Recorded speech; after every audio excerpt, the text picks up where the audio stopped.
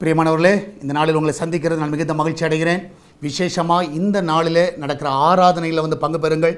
சரியாக இன்று காலை 6 மணிக்கு, 8 மணிக்கு, 10 மணிக்கு 3 ஆராதனைகள் காலையில் இருக்கிறது. கலந்து கொள்ளக்கூடிய எல்லா பிள்ளைகளும் உற்சாகமாக பங்கு பெறுங்கள். தொடர்ந்து இந்த ஊழியத்துக்காக ஜெபியுங்கள். இந்த நாளில் கர்த்தர் நமக்கு கொடுக்கிற வார்த்தை சங்கீத புஸ்தகம் 18வது சங்கீதம் 46வது வசனம், Psalms 18 verse 46. கர்த்தர் ஜீவனுள்ளவர், என் கண்மலையானவர் துதிக்கப்படுவாராக, என் ரட்சிப்பின் தேவன் உயர்ந்திருப்பாராக.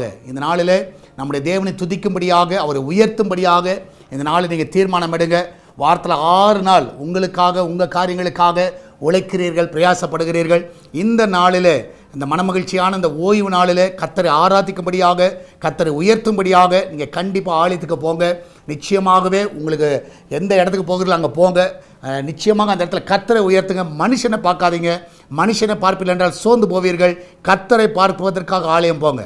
கர்த்தரை பார்க்க போவீர்கள் என்றால் நீங்கள் கர்த்தரை துதிக்க முடியும், அவரை உயர்த்த முடியும். கர்த்தர் உங்களோடு கூட இருக்கிறார். ஒருவேளை பெங்களூரில் நீங்கள் இருப்பீங்கன்னா, எந்த ஒரு ஆலயத்துக்கு போகலை, இல்லைனா போகிறதுக்கு பிடிக்கல அப்படிலாம் இருந்தீங்கன்னா, தாராளமாய் நீங்கள் நம்முடைய ஆலயம் எஸ்தர் பிரேயர்ஸ்க்கு வரலாம். உங்களை நாங்கள் அன்புடன் வரவேற்கிறேன். நீங்கள் எல்லோரும் கர்த்தரை ஆராதிங்க. அது மாதிரி மனுஷனாகி என்ன பார்க்க வராதிங்க, கர்த்தரை பார்க்க வாருங்கள். அல்லேலூயா. நிச்சயமாய் கர்த்தர் பெரிய காரியங்களை செய்வார். நம்மளாம் ஜெபிக்கலாமா? நன்றி ஆண்டவரே, இந்த மனமகிழ்ச்சியான இந்த ஓய்வு நாளுக்காய் சோத்திரிக்கிறோம். இதனால் நடக்கிற எல்லா ஆராதனையை பொறுப்படுத்திக் கொள்ளுங்க. எல்லா தடைகளை நீக்குங்கப்பா. உலகம் முழுவதும் நடக்கிற எல்லா ஆராதனையை ஆசீர்வதிங்க. எல்லா ஊழியர்களுக்கு நல்ல சுகத்தை, நல்ல பலனையும் கொடுங்கப்பா. இதனால் கர்த்தருடைய வார்த்தையை நாங்கள் ஜனங்களுக்கு சொல்லவும், அதன் மூலமாய் ஜனங்கள் பலனடைய உதவி செய்யுங்க. எல்லா தடைகளை நீக்கி போடுங்க. என் தேவன் தாமே இந்த நாள் ஒவ்வொருவரையும் காத்து வழிநடத்தணுமா ஜெபிக்கிறேனப்பா. நீர் அப்படியே செய்வதற்காக நன்றி செலுத்துகிறோம். ஆண்டவரே, ஒவ்வொருவரையும் ஆசீர்வதிங்க, ஒவ்வொருவரையும் பலப்படுத்துங்கப்பா. விசேஷமாய் கர்த்தாவே, ஆண்டவரே, இந்த நாளில் கர்த்தாவே வெளியே வருகிற பிள்ளைகளான ஒரு சுகபத்திரமான பிரயாணத்தை காண செய்யுங்க.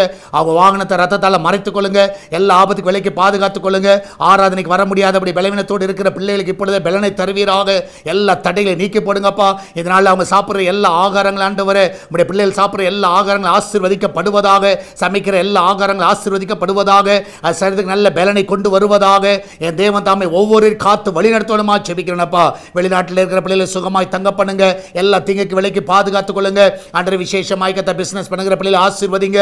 இதனால கர்த்தா பிரசவத்துக்காய் போகிற பிள்ளை சுகத்தோடு பிள்ளை பெற்றெடுக்கட்டும். அந்த கர்ப்பத்தை எல்லாம் பலப்படுத்தி ஆசீர்வதிக்கணுமா ஜெபிக்கிறேனப்பா.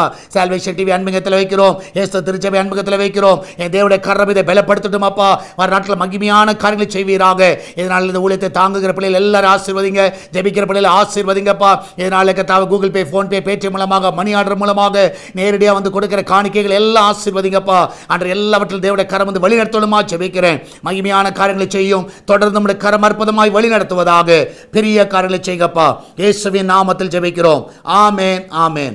பிரியமானவர்களே, கர்த்தர் கூட இருக்கிறார். தைரியமா இருங்க, எதை குறித்து கலங்காதீங்க. இதனால் நடக்கிற ஆராதனை பங்கு பெறுங்கள். கர்த்தர் மகிமையான காரியங்களை செய்வார். God bless you.